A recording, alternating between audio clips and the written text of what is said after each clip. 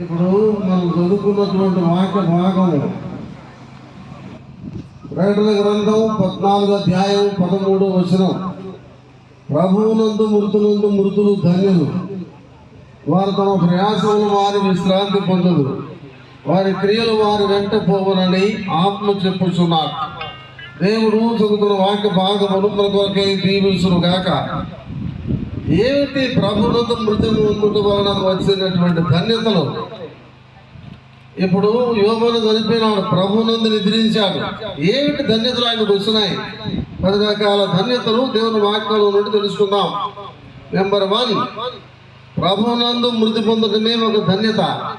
Number 2, తమ ప్రయాసములు మారి, కుటుంబ ప్రయాసం, బిడ్డల ప్రయాసం, సంఘ ప్రయాసం, అనారోగ్య ప్రయాసం ఇవన్నీ మానివేసినాడు. ఫుల్ స్టాప్ అయిపోయి. ఇది 2వ ధన్యత.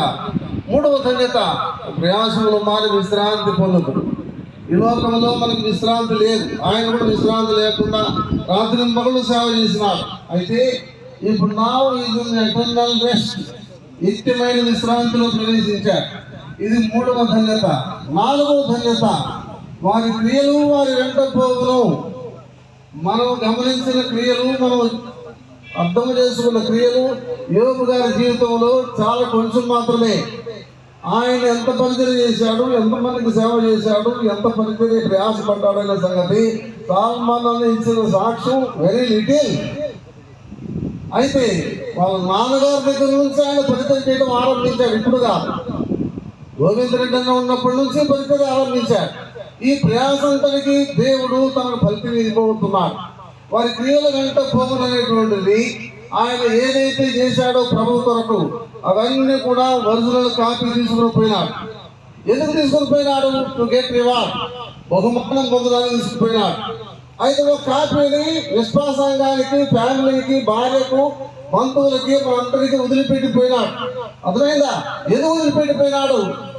హెబ్రీ పత్రిక 13వ అధ్యాయం 7వ వచనం. హెబ్రీ 7, మీ పైన నాయకులుగా ఉండి మీకు వాక్యం బోధించిన వారిని జ్ఞాపకం చేసుకొని వారి ప్రవర్తనా ఫలములు శ్రద్ధగా తలంచుకొనుచు వారి విశ్వాసం అనుసరించుడి. కేవలం జ్ఞాపకం చేసుకోవడం మాత్రమే కాదు, we have to follow his faith. ఆయన విశ్వాసాన్ని, ఆయన అనుసరించిన జీవితాన్ని మనం అనుసరించాలి. కుటుంబానికి, సంఘానికి ఇది ఒక బాధ్యత. 4 ధన్యతలు అయిపోయినాయి. 5వ ధన్యత, యెషయా గ్రంథం 57వ అధ్యాయం 1వ వచనం. యెషయా గ్రంథం 57వ అధ్యాయం 1వ వచనం. నీతిమంతులు కీడు చూడకున్నట్లు కొనిపోబడుతున్నారు. లోకంలో ఉండేటువంటి భయంకరమైన పరిస్థితులు, రకరకాల కీడులు, ఇవన్నీ చూడకుండా దేవుడు తీసుకుని పోయినాడు. ఇది 5వ ధన్యత. 6వ ధన్యత, కీర్తన గ్రంథం 6వ వచనం, 16వ కీర్తన 6వ వచనం. మనోహరమైన స్థలములలో నాకు పాలు కలిగెను. విడారా, ఈ లోకం ఇచ్చిన తర్వాత ప్రభు ఉండేటువంటి స్థలం, అది మనోహరమైన స్థలం. ఇది 6వ ధన్యత. 7వ ధన్యత, దేవుని వాక్యంలో ప్రభుతో కూడా ఉండటం అనేటువంటిది గొప్ప భాగ్యం. దేవుని వాక్యంలో ఆదికాండం 25వ అధ్యాయం 8వ వచనం, 25:8.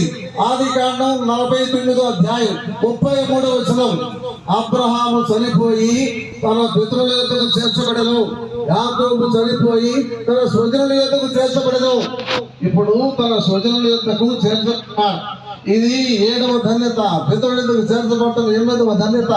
ఇప్పుడు 9వ ధన్యత, దేవుని వాక్యములో ప్రభుతో సదాకాలం నుండి ప్రభువునంత ఉండుట. ఎక్కడ? 2 కొరింథీ పత్రిక 5వ అధ్యాయం 1వ వచనం, 2వ వచనం. ఈ దేహమును వదిలి ప్రభువునంత ఉండుటకు ఇష్టపడుచున్నాము. ఇది 9వ ధన్యత. 10వ ధన్యత, ఇందాక మనం ధీరాజు గారు మనకు చదివినిపించారు. ఆల్వేజ్, మనము సదాకాలము ప్రభుతో కూడా ఉండము. ఇది ప్రభువునందు మృతులు ధన్యులు.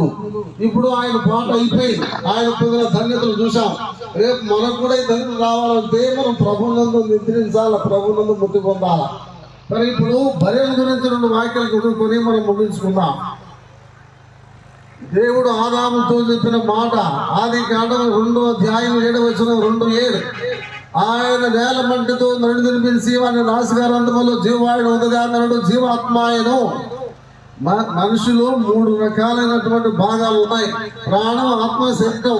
ఈ 3 కలిసి మనిషిగా దేవుడు పిలిచాడు, అలాగే స్త్రీని పురుషులుగా చేశాడు దేవుడు. అయితే జరిగింది ఏమిటంటే ఆ పాపం చేయడం వలన వచ్చిన నష్టం ఏంటంటే ఆదికాండం 3వ అధ్యాయం 19వ వచనం 3:19 ఇవి మన్నే కనుక తిరిగి మన్నైపోదువు అన్నాడు. అర్థమైందండి.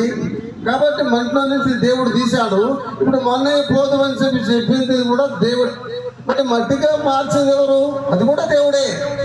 చేతులతో అయితే మానవుడు చేశాడు, అదే చేతులతో మట్టిగా మారుస్తున్నాడు ఆయన. ఇక్కడ 91 కీర్తన 2వ వచనం 3వ వచనం 92 3 వచనాలు. మరలారా తిరిగి రండి అని చెప్పి నీవు సెలవిచ్చు, నీవు మనుషులను మంటికి మార్చుతున్నావు. ఇప్పుడు మనుషులను మంటికి మార్చేది ఆయన, తిరిగి రమ్మని చెప్పేది ఆయన. మనం ఉండమన్నా ఆయన పిలుపుకు లోబడి వెళ్ళిపోవలసిందే. అందుకని శాస్త్రంలో చెప్పినాడు దేవుని చిత్తము హ్యావ్ టు ఒబే.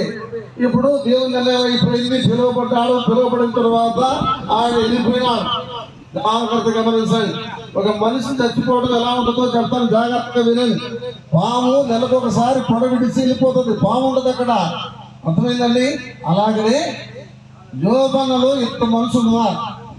ఆంతర్య పురుషుడు, బాహ్య పురుషుడు అని చెప్పి బైబిల్ భాష. ఎక్కడ 2 కొరింథీ పత్రిక 4వ అధ్యాయం 13-14. ఆంతర్య పురుషుడు, బాహ్య పురుషుడు కలిసి లోకంలో సేవ చేశారు, బిడ్డలను కన్నారు, ఉద్యోగం చేశారు, పరిచయం చేశారు. అంతా అయిపోయింది. తబలాకి ఎర్రదీశాడు అయ్యా.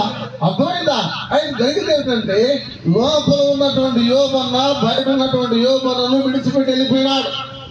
దాన్నే మనం ప్రభు పిలుపు, ప్రభు నిద్రించుట ఎక్కువ అని చెప్పి మనం చదువుకొని మనం మాట్లాడుకుంటున్నాం. ఇప్పుడు లోపల ఉన్నటువంటి ఆ ఆంతర్య పురుషుడైనటువంటి యోబనును దేవదూతలు తీసుకుపోయినారు. అర్థమైందా? అయితే ఇప్పుడు బాహ్య పురుషుడు మనం తీసుకొచ్చాం జాగ్రత్తగా సమాధి చేయడానికి. ఇలారా అయితే దేవుని వాక్యంలో మత్తయి ప్రసంగి గ్రంథం 12వ అధ్యాయం 7వ వచనం, ప్రసంగి 12:7 మన్నైనది వెనుకడలే తన మన భూమికి చేరును, ఆత్మ తను దయచేసిన దేవుని ఎత్తుకు పోవును. మట్టిలో చూసాం కాబట్టి మట్టికి పోతున్నాం, అనుమానం ఏమిలే. అయిపోయింది మట్టి సంగతి. ఇక మట్టిలో మనమందరం కూడా మట్టికి పోవలసిందే, మనమందరం కూడా మన్నైపోవలసిందే అని చెప్పి దేవుని వాక్యంలో రాయబడి ఉంది. No exception. అయితే దేవుని వాక్యం చెప్పేది ఏమిటంటే మనం అందరం కూడా మన్నైపోతాం. ఇప్పుడు మనం మట్టిగా మార్చడానికి వచ్చాం మన యోబనును. అర్థమైందా? ఇది భౌతిక దేహం, ఇది బాహ్య పురుషుడు. అయిపోయి మరి what about the burial ground, what about the cemetery, what about the graveyard అనే సంగతి ఇప్పుడు చదువుకున్నాం. మనం సమాధి చేస్తున్నాం. పిల్లారా, సమాధి చేస్తున్నాం అంటే పెట్టి చాలా గ్రాండ్ గా ఉంది. అర్థమైందా? లోపల ఉన్నటువంటి మనిషి కూడా చాలా గ్రాండ్ మనిషి, చాలా విలువైనటువంటి మనిషి. అందుకని పెట్టిలో పెట్టి మనం పూడ్చి పెడుతున్నాం. అదే ఒక సీపూరు షాట్ అయితే మనం పట్టించుకో విలువైన దాన్ని కాబట్టి చాలా జాగ్రత్తగా పెట్టిలో పెట్టి మనం పూజిస్తున్నాం. అయితే ఇప్పుడు మట్టిలో పెడుతున్నాం. పెట్టిన తర్వాత ఏమవుతుంది పిల్లారా? యెషయా గ్రంథం 26వ అధ్యాయం 19వ వచనం. యెషయా గ్రంథం 26:19 మంటిలో పడి ఉన్న వాళ్ళారా మీరు బయటకు రండి, భూమికి ఆజ్ఞాపించును, భూమి తన ప్రేతలను అప్పగించును అన్నాడు. అంటే దేవుడు ఒక దినం ఈ మట్టికి ఆజ్ఞాపించి ఈ మట్టిలో ఉన్నటువంటి వాళ్ళని బయటకు రమ్మని చెప్పి ఆజ్ఞాపిస్తారు. అందుకనే దాని గ్రంథం 2వ అధ్యాయం 2వ వచనం 3వ వచనం సమాధులు తెరవబడును. ఒక దినం దేవుడు తెరుస్తాడు సమాధం. ఎవరు తెలుస్తాడు? మనం ఎంత జాగ్రత్త కట్టినా తెలిసేది దేవుడు. ఎందుకు తెలుస్తాడు? యేసుని గ్రంథం 37వ అధ్యాయం 11వ వచనం 12వ వచనం 37:11 నా ప్రజలారా మీరున్న సమాధులను నేను తెరిచెదను. God will open our tombs.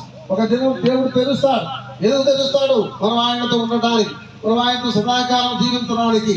ద్వారా మనం ఏ దేహంతో ఇప్పుడు మనం ఆయన యొక్క జోబన యొక్క దేహాన్ని పుడిచిపెడుతున్నాం. ఇది ఎటువంటి దేహము? యవన కాలంలో ఎంత బలం ఉన్నాడు. 2023వ సంవత్సరంలో హెబ్రోన్ యూత్ క్యాంపులో మాట్లాడినప్పుడు దమలాంచినాడు. వాక్యం అదిరిపోయి చెప్పినాడు. అనంతపూర్ కాన్వకేషన్ మేము వెళ్ళి అనంతపూర్లో ఉన్నప్పుడు ఆయన కూడా వచ్చినాడు. అనంతపూర్ దానన్నా 10 నిమిషాలు 10 లోకాలు చూపించినామన్నా అన్నాడు. అర్థమైందండి.